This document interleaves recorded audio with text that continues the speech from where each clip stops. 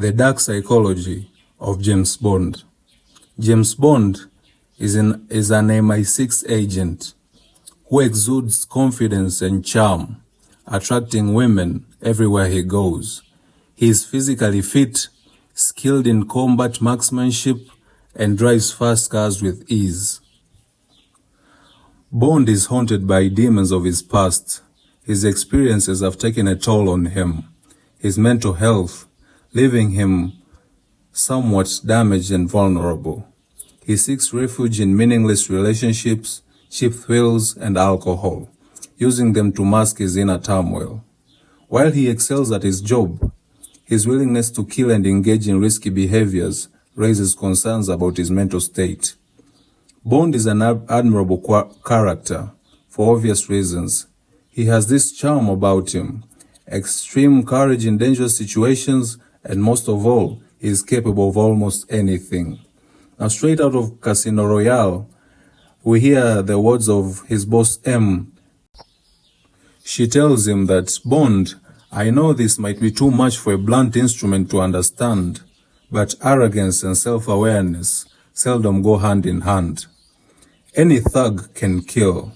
I want you to take your ego out of the equation and to judge the situation dispassionately." Bond is extremely arrogant, and his first priority is himself, making sometimes decisions that prioritize his own feelings, thus compromising the success of the mission. Rarely does he show genuine concern for the distress for those he encounters. Bond certainly displays signs of narcissism. In many occasions, particularly in his interactions with women, he has a fixation of flirting with women, sleeping with them, and then departing once the sun rises, thinking of women as disposable pleasures rather than meaningful pursuits. Bond's detachment issues stem from losing his parents at the age of 11 in a mountain climbing accident. This trauma makes him less likely to form love attachments and risk heartbreak, especially considering his line of work. Winning is all that matters to him. If that means others have to pay the price and suffer, he doesn't mind. He firmly believes that it's his patriotic duty and therefore feels no guilt about his actions. In the rare cases of Vesper and Madeline, he doesn't show much interest in long-term relationships.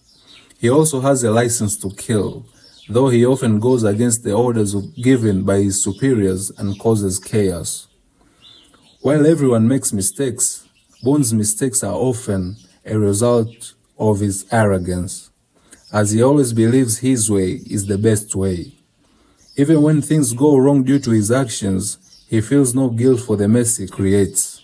Despite this, Bond remains confident in his abilities and continues to take risks in the line of duty. Bond may sometimes appear to lack empathy and is desensitized to killing and death. However, he possesses the ability to form meaningful relationships with others, and that allows him to display a little bit of empathy. Bond represses his emotions intentionally in order to better fulfill his MI6 duties.